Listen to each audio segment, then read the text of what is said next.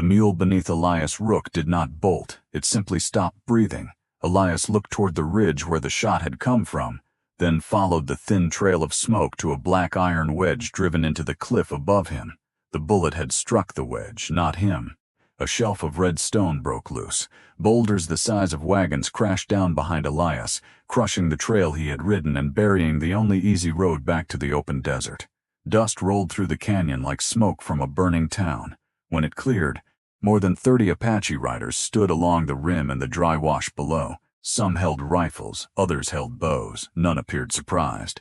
At the center waited the man-traders in the territory called Tomas, an aging headman with silver threaded through his hair and a face that seemed carved by sun, grief, and patience. Beside him stood a woman in a dark blue trade-cloth dress, a deerskin belt at her waist, and no fear in her eyes. Tomas pointed toward her. Then he gave Elias a choice no sane man could have expected. Marry the woman this territory has called cursed, or ride east before sunset and never cross our water again. Elias stared at him. The blocked canyon was behind him. Armed riders were in front of him. And the woman at the center of the ultimatum looked less frightened than angry. Not angry at Elias, angry that her life had been spoken of as though it were a toll charged at a gate. Elias removed his weathered hat. "My road belongs to me," he said, "and hers belongs to her." A few rifles lifted. Tomas did not move. Elias kept his eyes on the woman. "I will not purchase passage with another person's future." For the first time her expression changed, only slightly. But the anger in her face gave way to surprise. Elias Rook was 31, quiet, broad-shouldered, and better with frightened horses than comfortable people. He had served as a farrier at a territorial cavalry post until he discovered that an officer was stealing army remounts, falsifying records, and selling weapons across the border. Elias reported him. The witnesses vanished, the evidence disappeared, and Elias was discharged for insubordination. Since then he had followed hard work from Arizona ranches to New Mexico freight roads, carrying a Winchester, a farrier's hammer, and a brass hoof gauge that had belonged to his father. He had entered the San Andreas foothills, tracking 42 stolen cavalry horses. 3 weeks earlier, a flash flood had trapped an Apache boy and a gray mare in an arroyo. Elias tied himself to a cottonwood, cut the mare free, and carried the child through the current. He left before anyone could thank him. The boy returned home with Elias' brass hoof gauge in his pocket. That tool had told Tomas what kind of stranger stood before him. Now the old headman raised one hand and the rifles around Elias lowered. The woman stepped forward. "My name is Mara," she said in clear English, "and I did not ask my father to bring you here." "I believe that," Elias answered. Tomas's gaze moved between them. Mara had once been promised to a young leader from another band. The marriage was meant to protect winter grazing and keep peace between families surrounded by settlers, soldiers, miners, and speculators. 4 days before the ceremony, the man vanished. He returned months later wearing a silver watch, carrying a new rifle, and scouting for a land company. To hide his betrayal, he claimed Mara brought death wherever she went. Her mother had died in a fever season. Her brother had been killed by cattle thieves. Lightning had burned a shelter after one of her visits. 3 unrelated tragedies became one poisonous story. Soon, people who had shared her fire would not sit beside her. Suitors disappeared. Mara called it cowardice. Tomas called it a wound that killed without drawing blood. But he had another reason for stopping Elias. White survey stakes now marked the springs, grazing basin, and canyon road as company property. The deeds had been signed by men who never owned the land. Within 10 days, hired deputies were supposed to remove every Apache family near the water. Mara could read English contracts and draw maps from memory. For 6 months she had copied freight ledgers, survey books, and army receipts. She believed Elias's stolen horses belonged to the same scheme. Tomas believed a former cavalry farrier could expose it. He also believed marriage would force Elias to stay when danger came. Elias understood the old man's fear. He still rejected the bargain. "A rope can keep a horse from leaving," Elias said. "It cannot make the horse trust the hand holding it." Mara looked at her father. Tomas's jaw tightened, not from insult but recognition. Before he could answer, a young rider appeared on the rim, his horse white with sweat. He shouted down in Apache. Every face in the canyon changed. The company men had arrived early. They were not carrying eviction papers. They were burning the winter stores. The canyon erupted into motion. Riders wheeled toward a hidden trail. Women gathered children. Older men pulled rifles from wrapped hides beneath a rock shelf. Elias could have remained where he was. He could have waited for the path behind him to be cleared, then ridden east and never returned. Instead, he asked Mara one question. Who leads them? She named a former cavalry quartermaster called Silas Creed. Elias felt the ears close around his chest. Creed was the officer Elias had reported, the man who had stolen army horses, the man who had erased witnesses, and the man who had arranged the ambush that killed Elias's younger brother outside Fort Stanton. Elias swung into the saddle. Then your fight and mine are the same fight. Mara mounted a compact black mare. No, she said, they touch. That is not the same thing. Then she rode past him. It was the first lesson she gave him. It would not be the last. By the time they reached the settlement, smoke had swallowed the lower canyon. Creed's riders were burning corn racks, driving off horses, and firing into the air. They wore mismatched deputy badges and cavalry coats stripped of insignia. Elias understood the plan: create panic, provoke return fire, leave bodies in government coats, then tell the territory the Apache had attacked lawful officers. He dropped behind a low wall and watched the wind push smoke toward the children's trail. Mara was already tying wet cloth across two girls' mouths. Elias pointed to an irrigation ditch. Break the bank, flood the burning stores, Mara shouted instructions. 6 people attacked the packed mud with shovels, antlers, and bare hands. Elias fired twice. One bullet shattered a bridle ring and dropped a raider's saddle. The second struck a rifle barrel and spun it from another man's grip. Mara cut the ditch wall. Brown water rushed beneath the corn racks. Steam exploded upward. Families dragged the surviving food clear. Then a wagon rolled loose and pinned an elderly man beneath one wheel. Mara vanished into the smoke. 3 seconds later, she emerged, pulling him by the shoulders while 2 children pushed from behind. The woman called Cursed had saved 4 lives before the flames were out. Silas Creed appeared through the haze on a pale horse, older, heavier, still sitting the saddle as though every creature beneath him had been purchased. Well, he called. The army's honest little horseshoer. Elias raised his Winchester. Creed pulled a boy against his chest and pressed a revolver to the child's neck. The rifle lowered. Creed ordered his men to retreat with every horse they could drive. Then he looked at Mara. I know what you copied. Bring me the pages before moonrise, or I return with enough badges to bury this canyon under the law. He released the boy and rode away. The cost appeared slowly. 3 people wounded, half the winter food ruined, 27 horses gone, including the gray flood mare, and the teams needed to haul water. Tomas had taken a bullet along the ribs. Mara cleaned the wound with steady hands. Not cursed, not helpless, and not waiting to be rescued.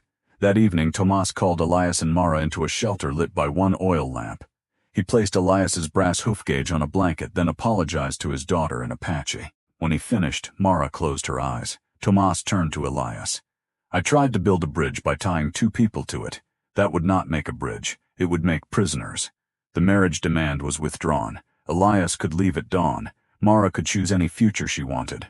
For the first time since the canyon closed behind him, Elias was free. He stayed. Creed would return, and Mara's 6 copied ledger pages could destroy the land company if they reached a judge first. The records showed payments for horses never delivered to the cavalry, rifles declared damaged and resold, and survey crews paid from an army account. Most damning, Creed had purchased the water rights months before the supposed sellers signed the deed. The nearest judge sat 80 miles north in Las Palomas. A large escort would be treated as a war party. Elias proposed that he and Mara travel as a horse doctor and his assistant, hiding the pages in a medicine case. At sunrise, Mara chose the black mare. Elias chose a long-legged bay gelding. The boy Elias had saved returned the brass hoof gauge. Elias closed the child's fingers around it. Keep it until I come back, and if you do not, then keep it until someone needs a reason to believe a stranger. They rode north. For 2 days, Mara showed Elias how much life existed in country he had called empty. She found water under limestone, food among thorns, and riders beyond a ridge by watching ravens circle. At night, they hid small fires inside shallow pits. Beneath a sky crowded with stars, Mara asked why Elias had never married.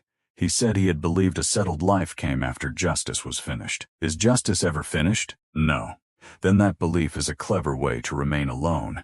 He asked why she still wanted trade with settlements that had cheated her people. Because isolation is another road someone else can choose for you. If honest people abandon trade, thieves become the only bridge. A bridge can burn, Elias said. So can a house. People still build houses. By noon the next day, they reached the abandoned mission at Dry Bell. Fresh hoofprints marked the graveyard wall. Too late. Riders rose from behind the ruins. One shot tore through Elias's saddlebag. Another killed the babe beneath him. Mara turned toward the arroyo, but a rope caught the black mare's legs. Horse and rider fell together. Creed's men surrounded them and cut open the medicine case. Nothing. Mara had moved the pages while Elias slept. Creed struck Elias with a revolver, then ordered Mara searched. She slowly drew one folded sheet from her belt and held it over the cooking fire. Let him go. Creed stepped closer. Mara dropped the page.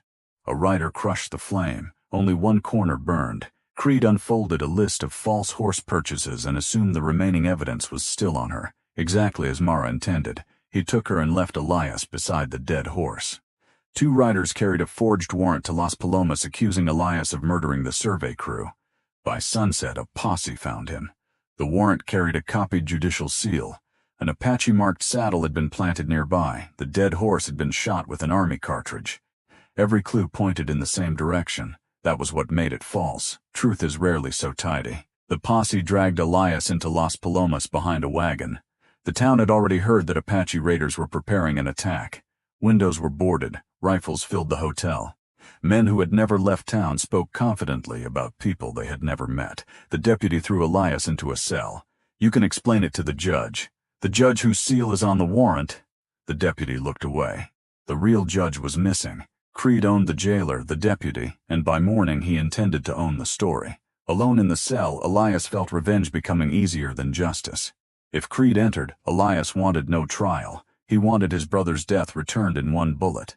Then he remembered Mara in the canyon while 2 men discussed her future as if she were land on a deed. No one owned another person's road.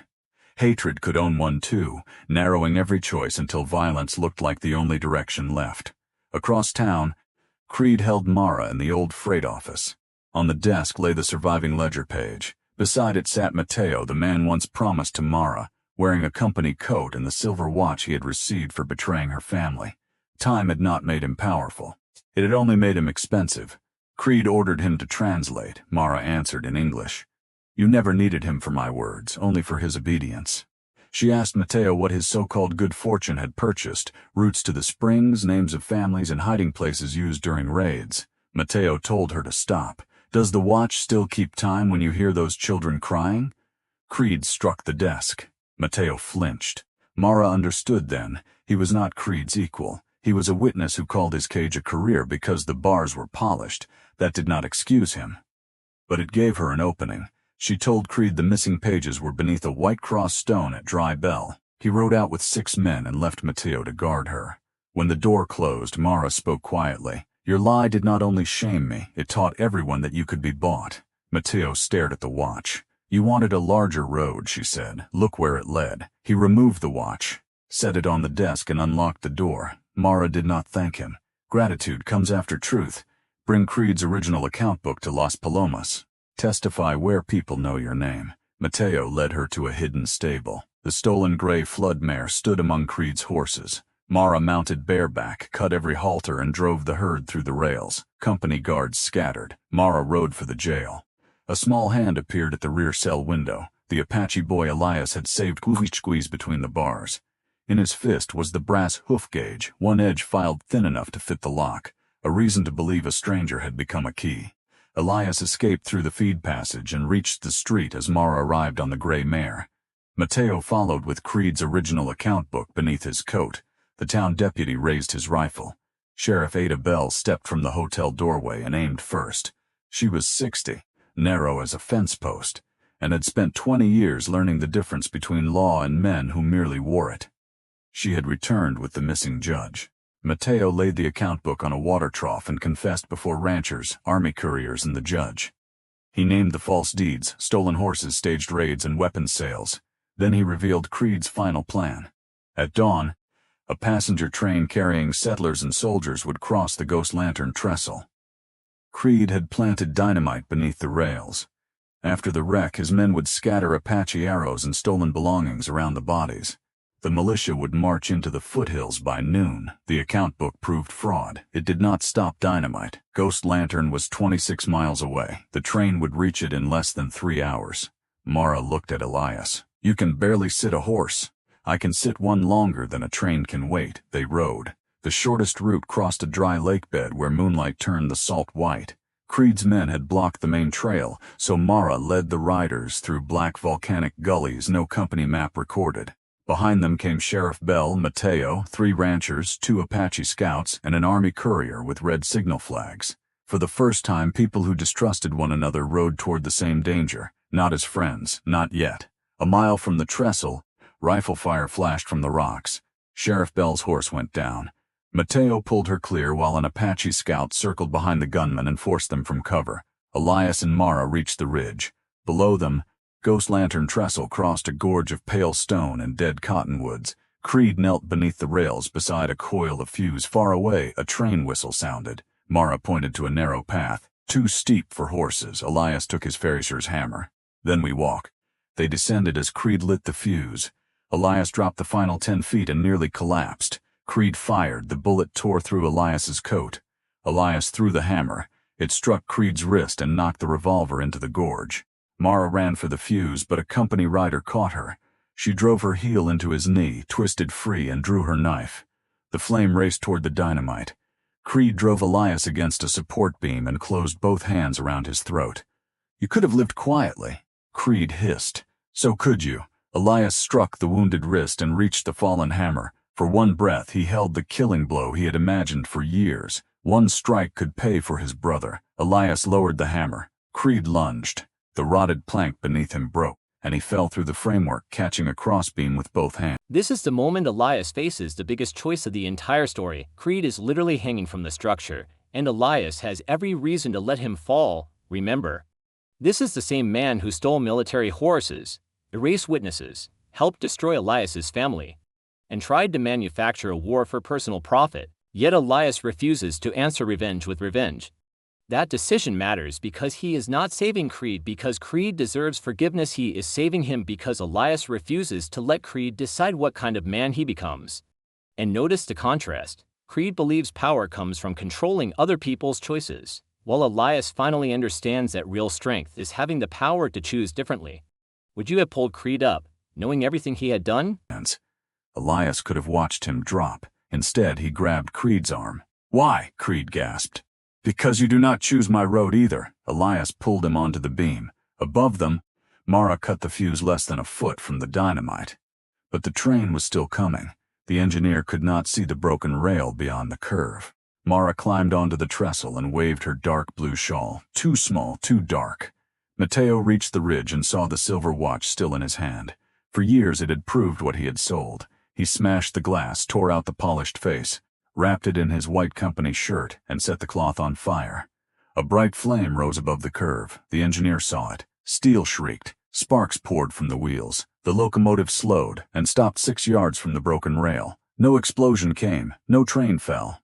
No false war began. Soldiers climbed down. Ranchers reached the bridge. Apache riders appeared along the ridge. Sheriff Bell placed Silas Creed in cuffs and delivered him alive to the judge whose seal he had forged. That mattered to Elias. Not because Creed deserved mercy, because the truth deserved witnesses. At sunrise, the account book was opened on the station platform.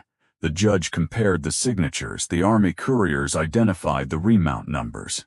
Ranchers recognized horses they had been paid to declare dead. Mateo named every company man who had helped stage the raids. Mara produced the remaining copied pages from the one place Creed had never thought to search. They had been stitched inside the black mare's saddle blanket with horsehair thread. 6 pages, 42 stolen cavalry horses, 11 illegal weapons sales, 3 forged water deeds, and 1 payment ledger connecting Silas Creed to every act. The land claim collapsed before noon. The militia order was canceled. The springs were placed under temporary territorial protection until a formal hearing could be held with Apache representatives present. It was not perfect justice. No paper could return Mara's brother. No sentence could restore the years stolen by rumor. No judge could make the territory honest with one ruling. But the raid that was supposed to begin a war ended by exposing the men who had tried to manufacture one. Weeks passed. The stolen horses were returned. The winter stores were replaced with supplies purchased using seized company money. Sheriff Bell sent 2 deputies to guard the springs, but Tomas insisted that Apache riders patrol beside them. At first, both groups kept their hands near their weapons. Then the work became ordinary. They repaired fences, marked safe crossings, shared water during long watches. Trust did not arrive like sunrise, it arrived like a trail, one set of tracks at a time. Mara began traveling twice a month to Las Palomas with hides, woven goods, medicinal plants, and written orders from families who had been cheated by traders. She refused to let merchants speak only to Elias. She set prices herself. She corrected weights. She kept 2 ledgers, one in English and one using her own system of symbols and memory marks. Elias opened a small farrier shed beside the trading room. He repaired ranch saddles, shod army horses, and taught 3 boys how to recognize a cracked hoof before it crippled an animal. People who came expecting a curiosity found a business. People who came expecting submission found rules. No whiskey sold near the springs. No weapon traded without a recorded name. No debt charged to a family without the terms read aloud. Within a year, theft along the canyon road fell sharply. Not because everyone became good, because dishonest men no longer controlled every crossing between communities. Tomas visited often. He never again spoke of marriage as duty. One evening, while Elias repaired a child's saddle under the cottonwoods, the old man placed the brass hoof gauge on the workbench. The boy had decided Elias had returned for good. Tomas watched Mara inside the trading room, arguing with a freight owner who had tried to change a price after shaking hands. She was never cursed, Tomas said. I know. I knew too. Elias looked at him. Tomas's voice became quiet. Knowing a lie is false does not always make a father brave enough to stand against everyone repeating it. That was the hardest confession the old man ever made. Elias did not comfort him. Some truths should remain sharp, but he said, "You stood eventually." Tomas nodded. Eventually is late. Yes, sometimes late is still before never. Mara stepped outside. The freight owner followed, carrying his own boxes after losing the argument. She watched her father and Elias speaking. "What are you 2 deciding for me now?" "Nothing," Elias said. Tomas smiled. "That is what we are learning." Months later, after the first summer rain darkened the desert and filled the canyon with the smell of wet stone, Elias asked Mara to ride with him to the place where the rock slide had once trapped him. The boulders had been cleared. The trail was open. Mara dismounted beside the black iron wedge still buried in the cliff. Elias removed his hat. He had faced gunfire with less fear. "I will not ask your father for your road," he said. "And I will not offer you mine as though it were better." Mara waited. "I am asking whether we should build one that belongs to both of us." She looked toward the eastern desert, then back through the canyon toward the springs, the trading room, the children's ponies, and the people whose lives had become entangled with theirs. "On one condition," she said. Elias swallowed. "What condition?" "You never again use a speech that long to ask a simple question." He laughed. It surprised both of them. Then Mara took his hand. Their wedding took place in early autumn. There were Apache songs, a territorial judge, bread from Las Palomas, roasted meat from the canyon, and no attempt to pretend the 2 worlds had become one. They had not. They remained different. That was not failure. Peace did not require people to erase themselves. It required them to stop using difference as permission for theft, fear, and control. Mateo attended from a distance. He had testified against the company and accepted exile from the people he had betrayed. He sent no gift except the melted silver from the watch, shaped by a blacksmith into 2 plain buckles for the trading post ledgers. Mara used one. The other remained empty, a reminder that confession could begin repair, but could not demand forgiveness.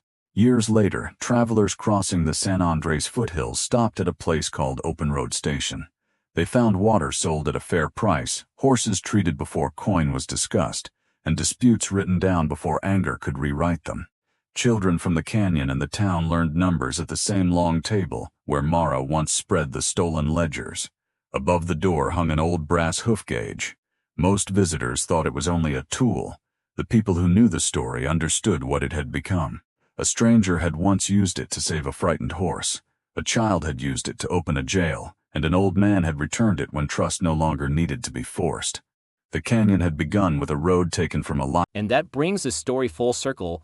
What began with a blocked road, a forced marriage demand, and a man being treated as though he had to choose between surrender and violence ultimately became a story about freedom, truth, and to people choosing their own future. Elias exposed the stolen horses, forged deeds, illegal weapon sales, and the scheme designed to trigger a war. Mara proved she was never cursed or helpless. She became the person who helped preserve the evidence, rescue her community, and build a future on her own terms.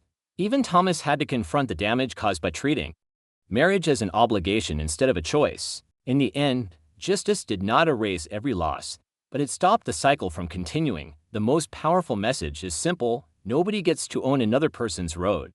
If you found this story as powerful as we did, make sure to like this video, share your thoughts in the comments, and subscribe for more unforgettable stories. Elias beneath falling stone. It ended with two people choosing one together.